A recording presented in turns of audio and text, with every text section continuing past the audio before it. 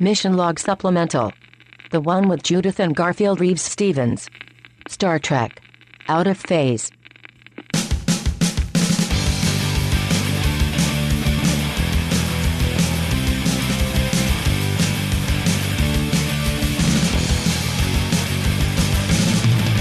Hello and welcome to another edition of Mission Log, a Roddenberry Star Trek podcast. I'm John Champion. And I'm Ken Ray. Normally on this show, we're taking apart a Star Trek story, but today we are taking apart stories about Star Trek.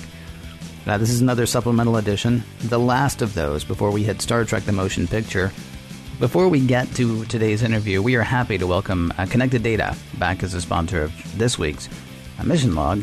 Connected Data, of course, makers of the Transporter, which we've talked about here before, but John, why don't you remind people what the Transporter is and then tell people what it is that you like, because you and I have been using Transporter for a while. Yeah, well, a Transporter is a device that breaks you down to an atomic level and reconstructs you at another location. That's so not true. You know that's not true.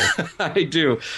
I'm sorry. I couldn't resist. The Transporter by Connected Data is a data storage and sharing. I think that's a really critical thing there, sharing device that you use with your computer system. And it is so cool because it allows you to, back up, say, critical data. For example, all the photos that you might take when you're on vacation or at a Star Trek convention, don't know, maybe, and get all of that stuff into a secured place.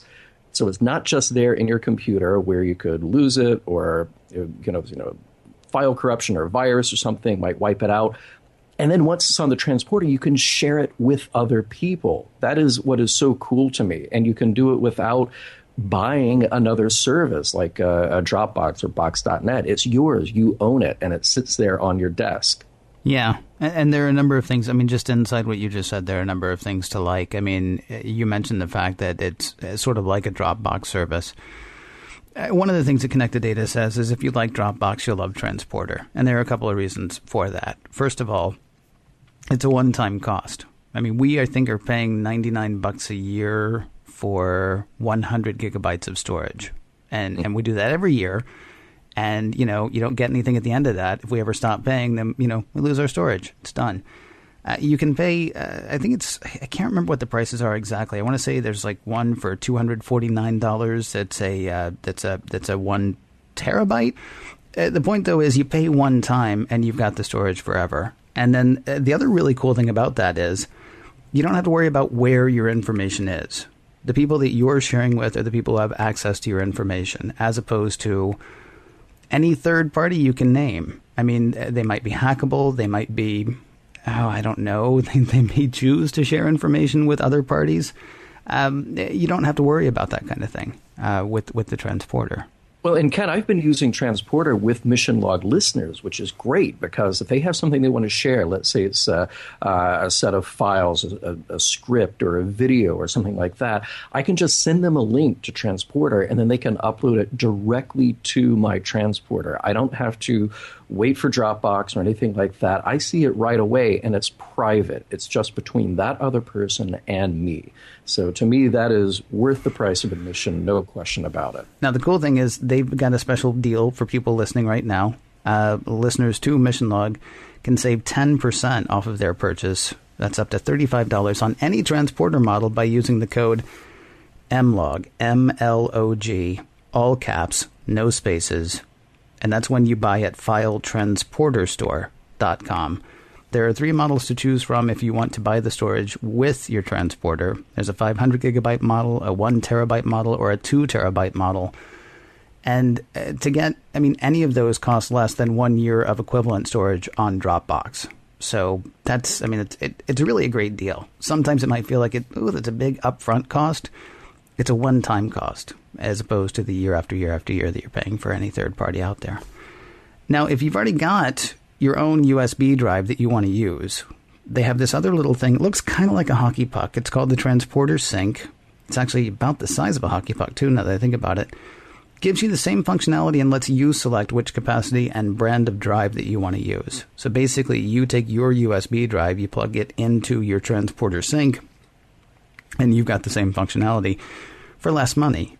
And then again, because you're listening to this, it's even less money. It's normally $99 for the transporter sync, but if you use the code MLOG20, that's MLOG, all caps, no spaces, then the number 20, MLOG20 will save you 20% off the transporter sync, again, when you buy at filetransporterstore.com. And in addition, anybody who is ordering from filetransporterstore.com using the mission log codes will get free shipping. So additional savings. Thank you to our friends at Connected Data. You enter those codes at the very end of the ordering process. So if you're going through it and you haven't found a place to do it yet, just keep going. Before you click the final button, that's where you end. The codes that'll save you either 10% off or $20, depending on the transporter that you choose. One last thing about it, if you're wondering whether transporter is right for you, buy one and start using it. You get a 30-day risk-free satisfaction guarantee. So there really is nothing to lose trying out a transporter. Unless you're Commander Sonak.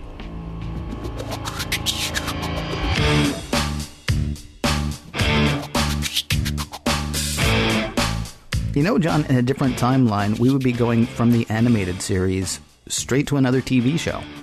Oh, yes, you're right. And you just blew my mind. You're right. In a parallel universe, that's what would happen. But today's Mission Log Ken serves as a transition. We're trying to fill that gap between the end of the animated series and the first motion picture. All we had in between were some toys, some books, those awesome read-along records, the Power records, which I've still got. So we're breaking our usual format of morals, meanings, messages in order to have a bit of a history lesson. Think of it as an extended trivia segment. Now, during those dark years after 1974, Gene Roddenberry was hatching a plan to bring Star Trek back somehow. Maybe as a TV series again, maybe as a movie, but it wouldn't be animated. It would be live action. Now, today we welcome Judith and Garfield Reeves-Stevens, authors who have a long Trek pedigree. They've written about 20 Star Trek books, combination of novels, co-authorships with Shatner, as well as nonfiction volumes. They served as story editors, producers on the final season of Enterprise. Most importantly for today's topic, they wrote the book on Phase 2. Literally, they wrote the book called Star Trek Phase 2, The Lost Series, which came out in 1997. If you don't have their book, get it. You'll want all the details once you hear our interview. And to tide you over, we also have some pretty lengthy discovered documents at missionlogpodcast.com to go along with this episode. We'll share with you pieces of the draft, The God Thing, as well as the Star Trek Phase 2 Writer's Bible. Now, the idea of reboots and retellings and new starts to establish characters seems almost old hat today. But as Gar points out, this used to be a more novel idea. Star Trek has had the good luck in two remarkable ways, and Phase 2 is one of those things, because the original Star Trek had a first pilot that the network looked at and said, this isn't quite what we want, this isn't quite right, go back and do it again. And then they did the new one, and that's what set the whole thing in motion. Phase 2 fits into that same situation. It was a chance for all these people to get together with Gene and put down their first thoughts and to explore it in a way in which, and it didn't last, but it was so valuable that they got that experience. Yeah, and they got it really close, and then that's what made them go back and do the motion picture, and then definitely lead into Next Generation. So it's the same thing. It's like that first unaired pilot. They got a chance to really dig in, go in a direction that wasn't quite right, and then hit the right direction. And it was almost like R&D. Yes. So that they were able to do it unfettered by anything else and really get their bearings. And sometimes in writing, the execution is when you discover what you ought to be doing. Yeah, and in television so much these days, if you're doing a pilot or development, if you don't get it right the first time, it's gone, and then people are on to the next cycle. And there's very little, the attention span is very short. And on this one, they actually got a chance to thoroughly get into it and explore what they should be doing. It's crazy, though, when you say that they got close on this. I mean, it almost feels like in the research that we've done, or that I've done, which I will admit is not nearly as much as I would like to have. They got much further than close. I mean, there are screen tests, there are shots with William Shatner and Robert Reed. There's Zahn, I believe, like whole sections of costume design and a lot with him. I mean, did this ever go into full production, or was it just? I mean, was it seriously like that close before it got pulled back? We hope you're sitting down. because Star Trek Phase 2 is a new television series to launch the new fourth network that Paramount was putting together. Right. Was announced, when was that? It was like in July of 1977. Pre-production on the series then went on for almost a year, but the show was canceled within a month of it being announced. Wow. And what we're seeing in those tests, in the construction of sets, in the costumes, and all of the props, is simply the studio working diligently behind the scenes to put together all the deals they needed for the motion picture. And they could not cancel the series outwardly or publicly until they had locked in the motion picture deals. And we noted this when we were working on the book about Phase 2. John Povell, who was Gene Roddenberry's assistant at the time, just turned out to have saved all the production memos from that time. It was incredible went up to his resource. place and he had boxes and boxes and boxes, just all of this treasure of material, and it was sort of like going in for forensic work to figure out what had actually happened. And we started going through the production reports. Every week, the production manager or unit production manager would write a memo saying where they were on the construction of sets and the building of the Enterprise by Brick Price. And we started reading these, and we started to see every week they were falling more and more behind schedule. And our knowledge of television at the time was that doesn't continue very long. No, somebody calls a halt to it. Yeah, about the third week you're behind schedule, you're fired, and somebody else comes in to straighten it up. But this went on for months, and so we were asking all sorts of questions. What was going on here?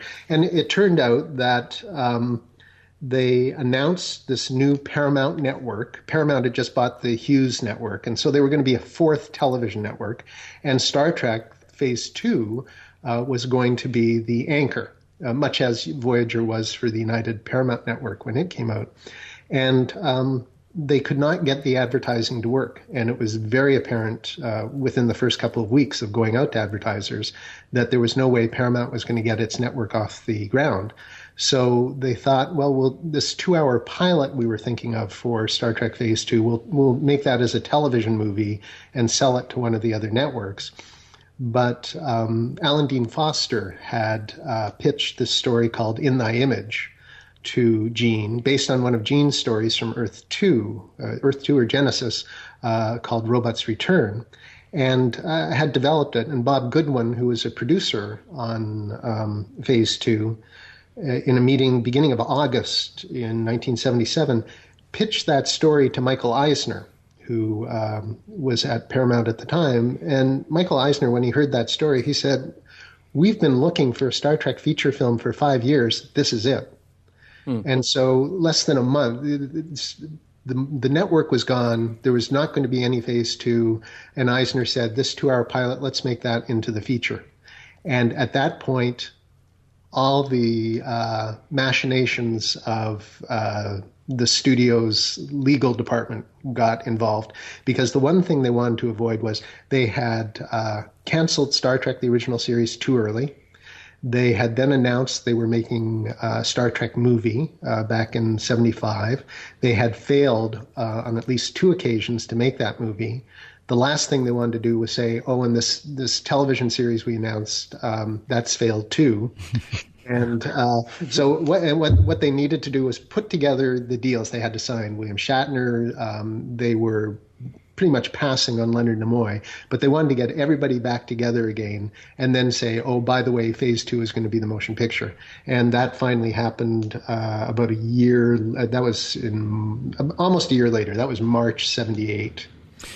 Can I ask, what is the part that then that Star Wars and Close Encounters play in that? Because it's sort of common conjecture, like once science fiction started to hit big again, then there was this idea that, we need to get Star Trek on the air, or Star Trek in the theater, rather. And you're saying that this was actually an idea that was kicking around at least a couple of years before Star Wars was released. Yeah, definitely, but that's fascinating because Gene had got a development deal at Paramount in 1975 to come back on the lot and develop The God Thing. That was the film at the time, and for The God Thing was turned down by Barry Diller. He didn't like the story, and so they had a whole stream of writers come in.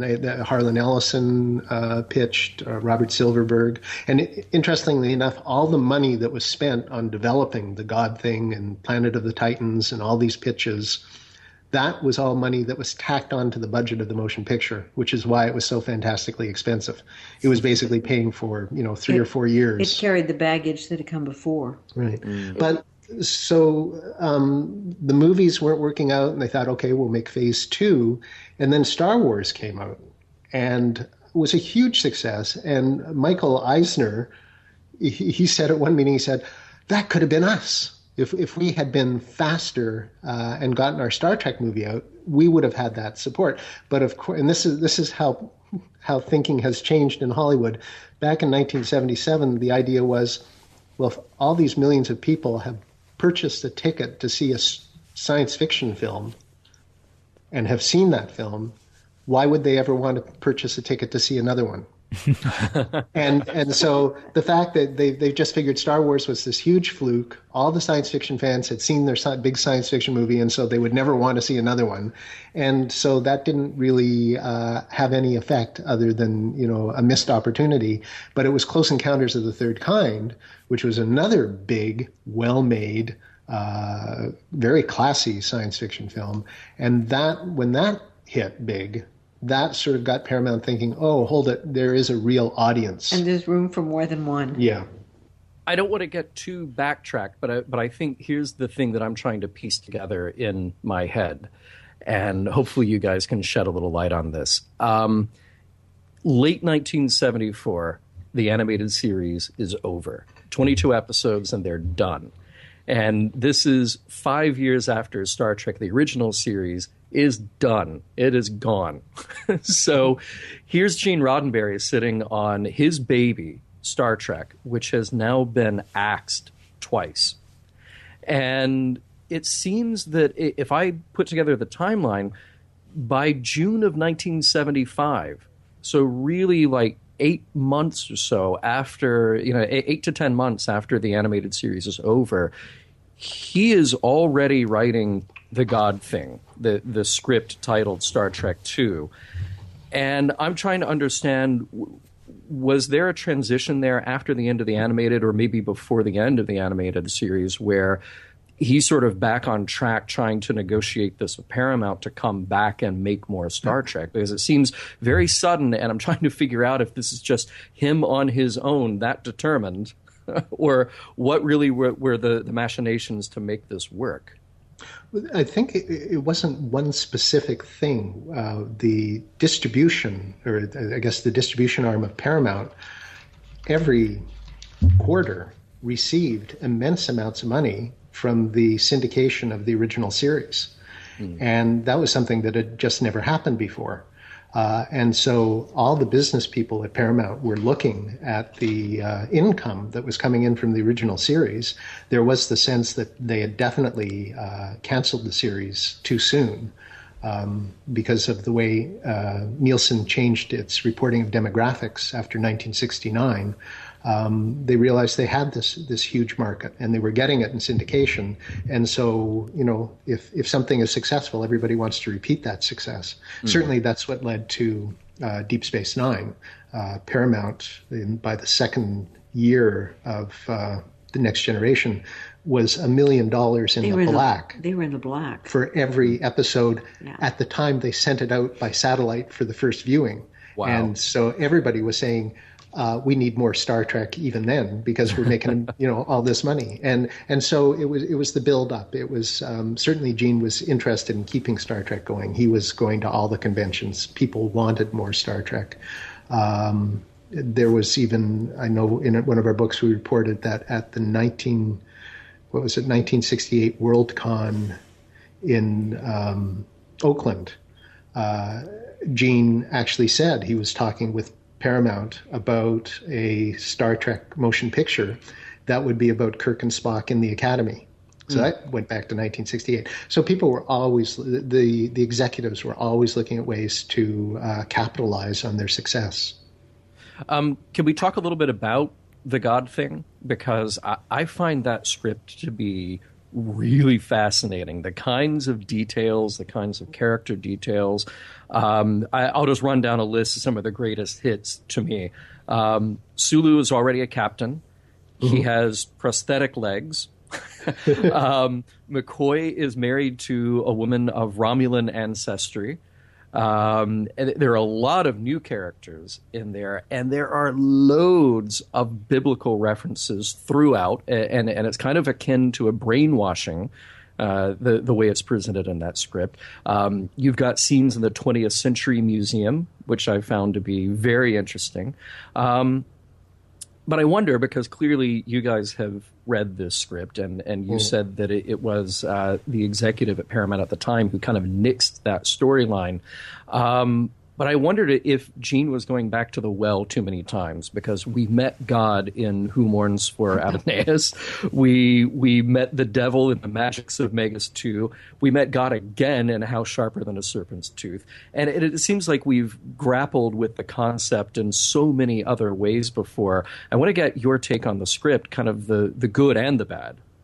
It's very interesting to say go back to the well, because one thing we've certainly noticed, and one thing we're aware of as writers, is that writers tend to have a limited number of stories to tell. Each one of them has a signature set that speak to them, and that they go back to, and this is what readers identify with and viewers identify with, and that's how they can tell different writers sometimes. And that's one of the reasons why we tend to change genres so rapidly, so we can keep mixing it up. But we'll still be telling the same stories. That's right. Just in different dressing. We won't be any different. However, but spirituality is a big part of Trek. It was always wound through it. Yeah. And it even turned up certainly in Deep Space Nine, where they gave a complete race sort of as a focus for it. Right. Mm-hmm. But with Gene and the God thing, this going back to the well, certainly it's all of Gene's favorite themes sort of wrapped up into one movie. Mm-hmm. And Gene's great strength, looking back in hindsight, his great strength in the original series and then at the beginning of Next Generation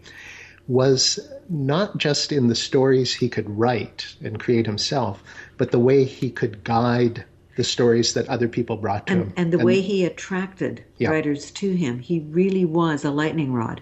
And the longer we're in the business, the more we realize how unique that was, that ability. He really did pull in a lot of people who didn't necessarily share the same themes that he focused on. But he could take a story from somebody else and give it that twist and that polish. And make it fit his universe. Yeah. And so the God thing, I think that's a very good analysis, which was these were all the themes we had seen before from Gene, all compiled and compressed into one story. And Barry Diller was probably correct in thinking this was not going to have the wide mainstream appeal. Because it had become too self-focused. Self-focused, you mean that it's an on-screen version of Gene working out his own questions about God and spirituality. It would reflect one point of view, and certainly the strength of Trek is many points of view. Yeah. Mm-hmm. Mm-hmm. Well, yeah, I mean, in that script, it really is, again, kind of like classic Star Trek down to Kirk being the one among them who doesn't buy into what's happening. So he has to stand alone. He has to face up and reveal this God thing for what it really is. But he knew his character. He knew his central character. Yeah, indeed. So after the God thing is presented and nixed, and this was kind of mid 1975, at least the draft of it that I've seen. And there are pieces of that sort of end up in Thy Image, pieces of that are then adapted for Star Trek the Motion Picture. So the threads of that kind of live on. And John Povil wrote a draft of a different story by late 75. Yes. That was basically Gene had a development deal with Paramount in August 75 when Diller said no thanks to the God thing. The development deal was technically over, and this is again something that doesn't happen in today's Hollywood, but Diller said, listen, Gene, keep your office and stay on the lot and see what else you come up with. And so Gene got John Povil, who was his assistant at the time, John pitched a story and wrote a treatment. Is that a difference between Hollywood then and now, or is that just symptomatic of Paramount's starvation for Star Trek that'll work? No, that's big studios. Big studios are much more driven by that office we can charge that out to a production at so many dollars per square foot per week. So we're not going to have an empty office being used for free. That entrepreneurial sense of I've got space, come into my studio, that still exists in smaller production offices, but not on the big studio lots. Interesting. So we go forward a little bit more. And by 1976, Gene had drafted Planet of the Titans.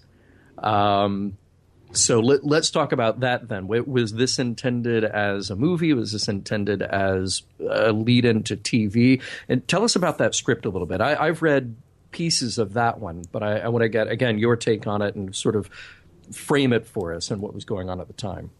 Right. That was, who was it? It was Chris Bryant and Alan Scott wrote that one. And again, it was time travel, and it was sort of an entire feature film version of the opening sequence of JJ's latest film, in which the Enterprise brought fire to primitive humans. Basically, the crew of the Enterprise was Prometheus, bringing fire to humans. Boy, the details of that script are lost in the mists of time. Yeah.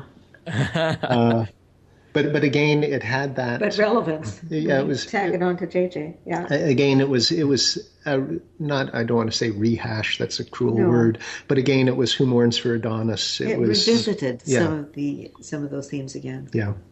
Yeah. I mean, well, it seems like that's another theme that Gene would go back to was time travel, just to sort of throw his crew into a different situation, and again, continually to play this out again, just sort of over and over. An interesting thing is that in today's world, the way writers work is what Gene was doing then is highly rewarded now. If you were writing something, say, for HBO or Showtime or one of the ones that are doing these limited series of 13, they want one person's vision. They want a restricted set of themes. And it's not an inclusionary big world, a big shared universe. It's one person's view of it. And in a way, he was in advance of his time. If he had had that outlet, who knows what he might have done. What is your take on the reaction of others around Gene as he was pitching these stories and trying to revive his show that had been canceled now twice? You mentioned casting, that they were trying to get people back on board like Shatner. Nimoy was probably out at this point. What do we know about that period and his relationship to the rest of the people who worked on Star Trek with him before? Our sense for the casting is that with the exception of Leonard, everybody was eager. I mean, they were all actors. All actors want to work.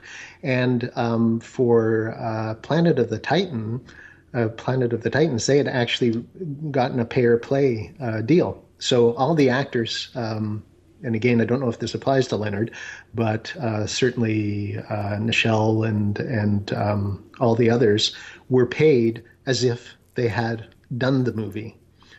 which is a standard thing. It's if you don't know when the movie will start production, but you want to make sure you lock in your cast, you make these pay or play deals, which means we will pay you whether or not we make this movie or not. So, everybody was thrilled with that, and that's why everybody except for Leonard was coming back for the Phase 2 television series.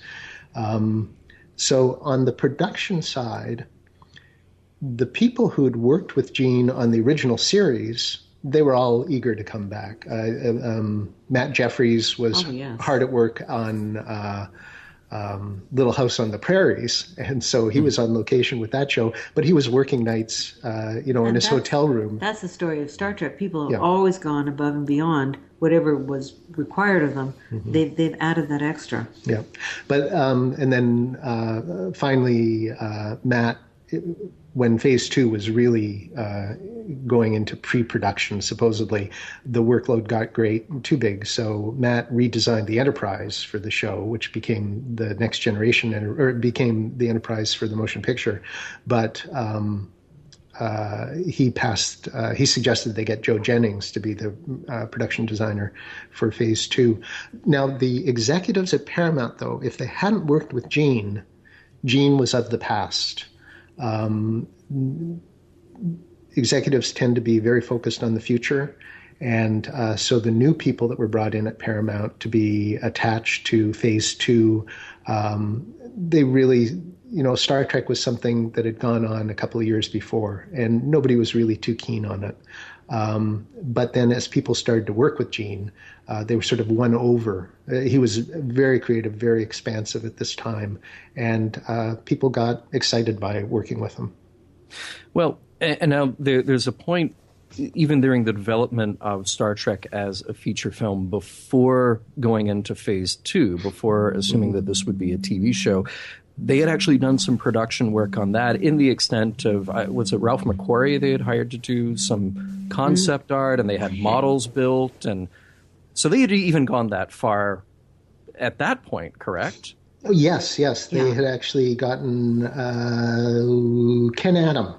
And Ken Adam, he had designed the huge sets for things like Dr. Strangelove and for James Bond movies and that. And he became the art director. And he got Ken McQuarrie to, Ralph McQuarrie to redesign the Enterprise.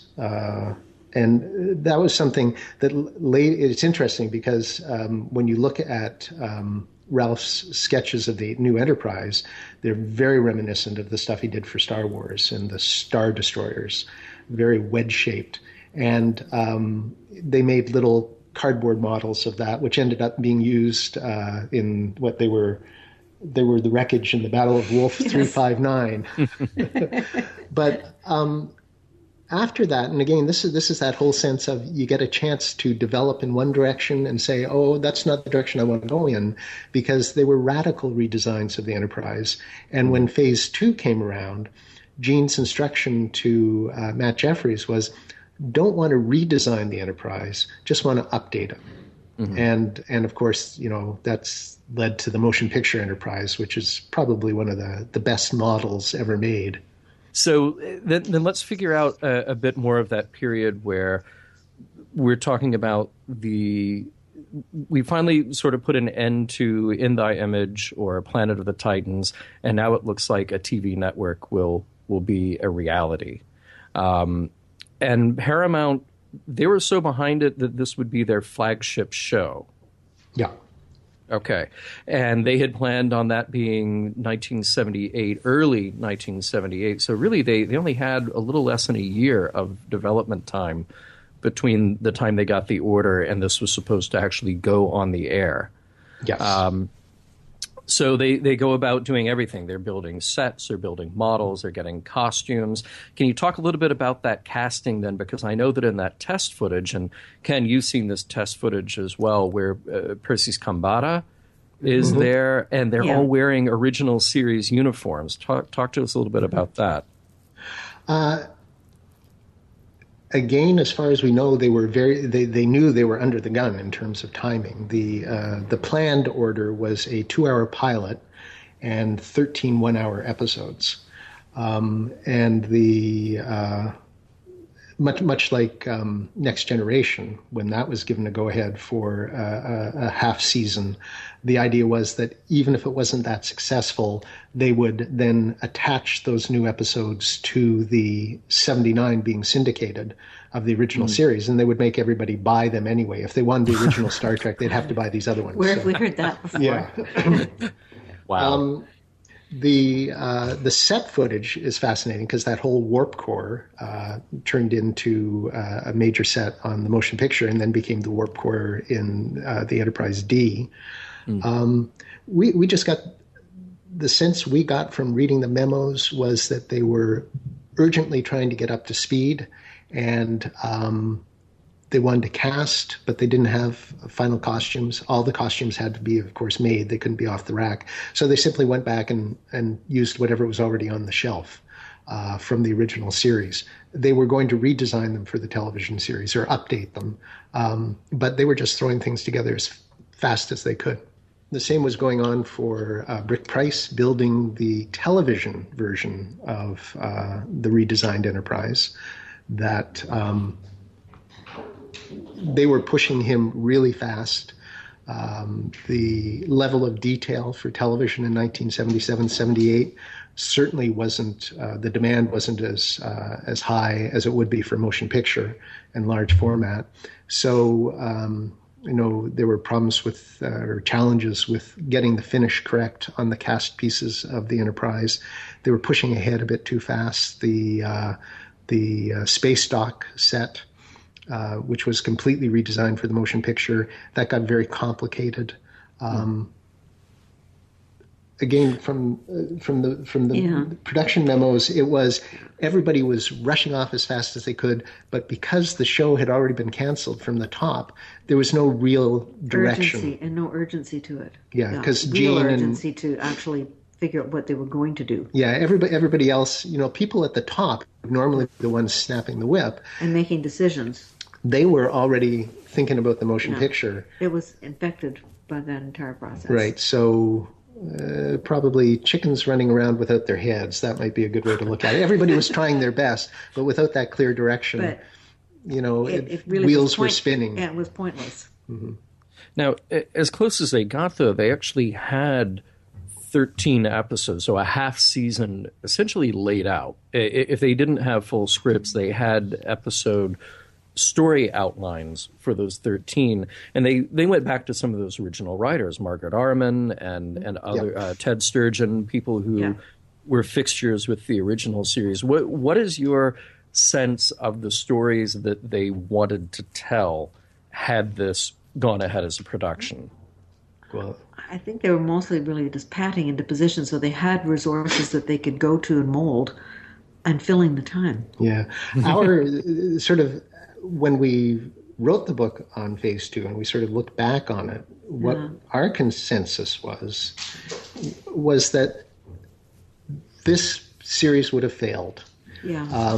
It was going to air on a Saturday night when the competition would have been fierce. Right, and that demographic that they got in syndication, where they were getting the young males to watch it between 6 and 7 when their parents were watching the news, which the young male viewer wasn't all that interested in. They could watch Star Trek. They decided they would run this new Star Trek on Saturday nights, so their demographic wasn't going to be there past the pilot episode. And the stories they were telling were more of a season 4 of the original series, but it was almost 10 years later that these stories were going to air, and television changes, and it would have the felt audience dated. changes. It would have felt dated, Yep. and not original. Yep. And again, the benefit of that not is different enough. They created these stories. They looked at a Star Trek 10 years on that wasn't different enough. No. And so when they came to do the Next Generation was different enough. It was different, and it matched at that point, of course, it was the 80s, and it matched a different audience from the one that had watched the original series. So as fans, the stories for Phase 2 were great for fans of the original series, but they weren't right, in our opinion, for television in 1978. And certainly wouldn't have been for 87. Oh, no. Well, but some of those stories got retooled into Next Gen, but I would assume after pretty heavy rewrite. Nothing's wasted. Yeah, nothing's wasted. Nothing's wasted. And someone's broken a first draft. That means that there's something you can work with. Yeah. The Offspring from season 2 of Next Generation, that was when the writer's strike was on, and so they wanted to look at what were there any scripts from Phase 2 that they could adapt? And this is where you can see the evolution of Riker and Troy in Decker and Aaliyah. It's Phase 2 is fascinating because you get to see the shaping of what the Next Generation became. Yeah, it's like prototypes. Mm-hmm. I said something on our wrap-up of the original series. We did a special episode with Rod and a lot of guests, and I think, Ken, correct me if I'm wrong, because I can't remember if I said it then or elsewhere, but I think I had said that part of Star Trek's success is based on it having failed the first time around, and then I think the sort of early end of the animated series, and here we've got at least 3 false starts where we had the God Thing, we had Planet of the Titans, we had the Phase 2 TV series. And I feel like this is a constant in Star Trek, that unless it fails at some point, that it won't succeed in the future. And I really, that fascinates me that you said that based on what you know of Phase 2, that show would not have lasted. No. And if we speculate, what we're really saying here is that Star Trek could have come to a complete and utter end by 1978. And there would not have been even the opportunity for movies. Yeah. And if there's no opportunity for movies, there's probably no opportunity for Next Generation or anything else after it. Yep. So in an alternate reality, William Shatner may have played Captain Kirk 13 more times, and then that's it for Star Trek. There is no more Star Trek. There's no J.J. Abrams. There's nothing else. Is that a possibility? Well, the one thing we would throw, certainly there would be none of those the great original cast movies. There would be no Next Generation, no Deep Space Nine, Voyager, Enterprise, all that. You would have missed generations in the middle. However, they did go back and revive Hawaii Five-0. Yeah, if you look at what was happening, let's say in the 90s, they did My Favorite Martian, they did Lost in Space. There were all, everybody was going back to television of the 60s to see what they could reboot. Mission Impossible, there's a good one. Mm-hmm. But so I'm pretty sure somebody would have tried to reboot Star Trek in the 90s. But, that's where we said, written by Quentin Tarantino, Nicolas Cage as Spock, Whitney Houston as Uhura, and Arnold Schwarzenegger as James T. Kirk. Wait, wow. Can we have Bill Murray as McCoy? Oh, well, absolutely. There you go. What a perfect addition. Nice. Yeah. This idea of the whole Trek that never was is kind of a blessing in that respect. I mean, it seems like every time Trek falls down and has to sort of pick itself up and dust itself off, we benefit on the other end. Well, definitely, and look at Enterprise going down after 4, and then the Abrams films coming up and finding a whole new audience. Yep. I'm curious. I mean, you mentioned Enterprise sort of. I mean, having its run, maybe cut prematurely, and then the movies coming back up. As fans yourselves, excuse me. TV or movies? Where does Star Trek live? Well, TV, because of course our television always can give you that extra time with the characters. Yeah. And so, from a writer's point of view, it's wonderful to get the big world you can explore in a movie, but it's so nice to go close up on such good characters. Yeah. J.J. Abrams films, and now the third one, they're the vast spectacle of Star Trek. It's what every fan wants to see. And you can only see it on the big screen that way, but the small screen, you can get into people's heads. Yeah, and you can't do spectacle week to week. No. So they're two different approaches to the same stories and the same universe. but it's lovely. The characters of Star Trek have just been iconic. Yep. Our pet peeve is that years ago we were talking to a Paramount exec about a Star Trek project, and the sense was that, well, if you have a Star Trek movie out, you can't have another one for 3 years. If you have a television if you have a television show on, you really can't have more than 2 at a time. And there was it goes back to that sense of, well, everybody's seen a Star Wars film, so why would they ever want to see a Star Trek film?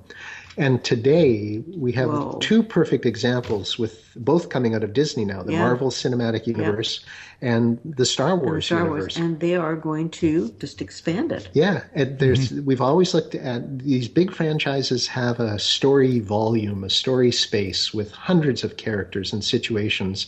And it's a big shared universe with many stories in it. Yeah, and the fans watch Clone Wars, they go to the movies, they read the comic books, they read the novels. I don't think it's one of the other. Our preference might be that we love to get up close on the characters, but right now is you want it all. Yeah, and right now Star Trek should be, JJ's original crew every 3 years, but then in between, like Disney, there should be another Worf movie. There should be a Sulu movie, a Sulu television limited series on Netflix. Yeah, they would all support each other. Yeah. Just the sense that you can only have one at a time really belongs to the past. And Star Trek should be like the Marvel Cinematic Universe. We're in multiple universes now. And that's our opinion.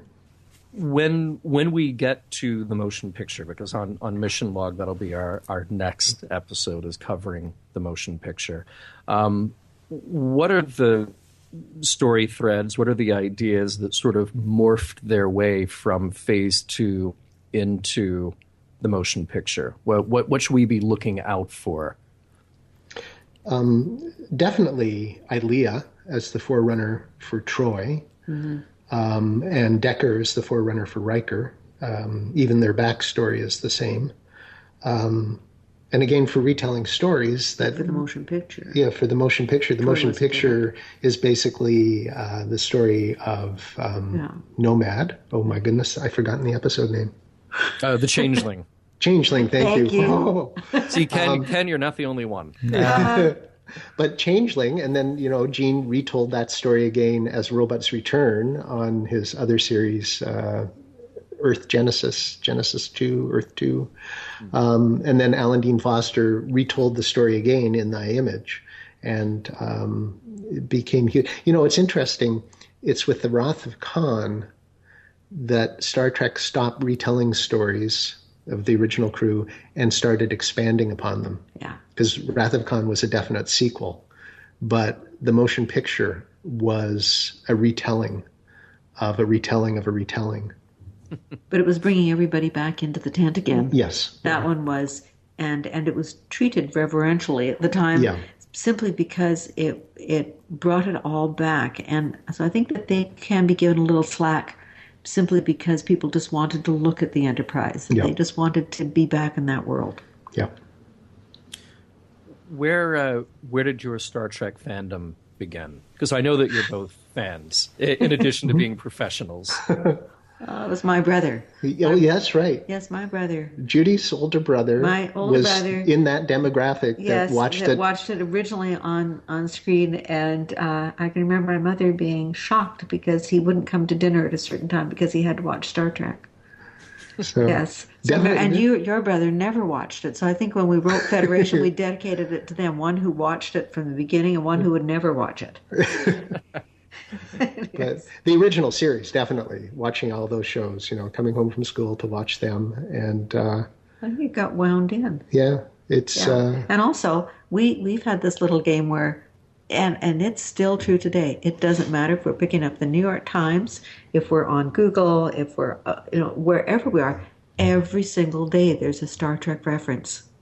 And it's in the economics section, it's in the science section, it's in something. But that, it's like the Beatles. It is one of those few things that holds a special place. It's everywhere. Yeah. And it's not just a Star Trek reference, it's an original series reference. It's an original series. You know, it's either right. it's a Beam Me Up or tells you, Klingons or Vulcans. It was one of those special moments in time that only happens to a few stars and a few ideas and a few programs. And so when did your fandom become professional? Oh, good question. I wasn't in the fandom until, of course, I got involved with you. Yes, I took Judy to her first con. That's right, yes. I'm afraid I was in the world of 19th century literature. Yes. And classics. Right. And well, it was watching The Voyage Home. Yes, we'd gone to New York and we saw it. Right. And we thought, gee, I wonder if they write, if they have books. Because we were doing books at the time together, and we thought, I wonder if they do books. And we called up and they said, well, yes, if you have an agent. And we said, yes, we do. And they said, send us some ideas. So we sent them 3, and they picked one, and that was our first book, Memory Prime. Memory Prime. That was the... Yeah.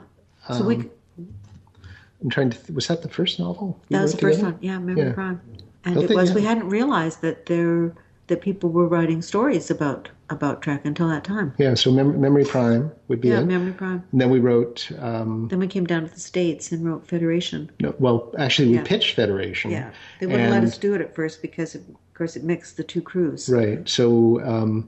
But what had happened was our editor had said, oh, yeah, we love this, we're going to go ahead with it. And they slotted it in. Yeah. And then they heard, no, I guess it was at the time Gene said, you're not going to mix the generations in a novel.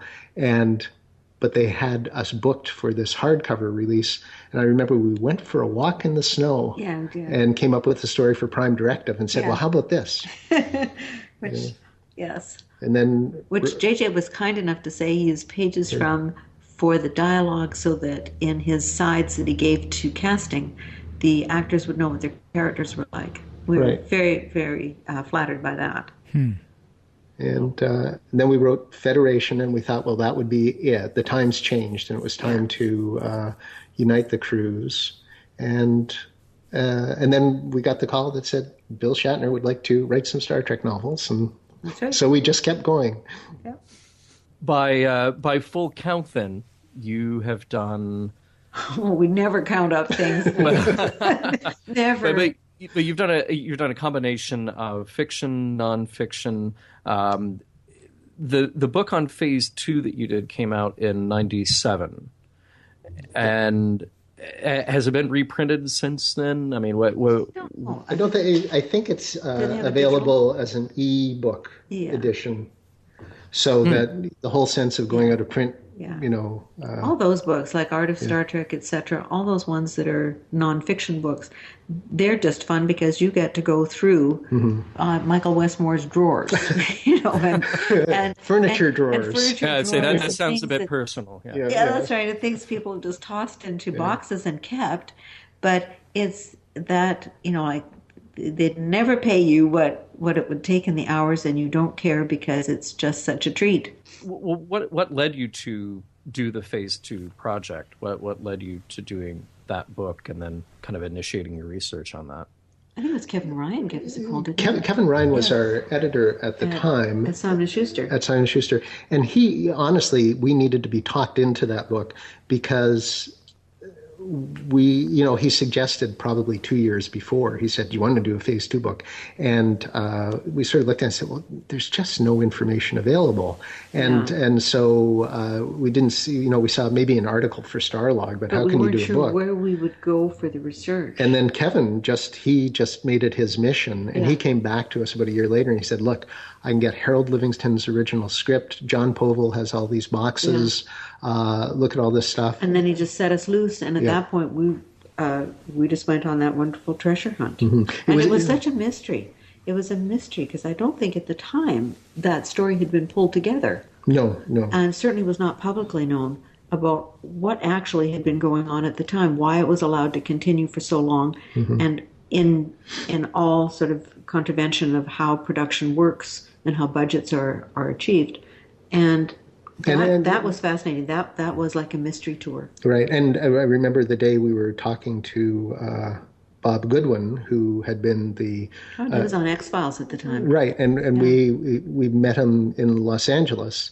And we said, our big question is going through these production reports is everybody's going behind schedule, falling behind schedule more and more, and nobody's being fired. Why? And he said, it's because the show was canceled about 3 weeks after it was announced. Wow. Right. Wow. Suddenly all became clear. Yeah.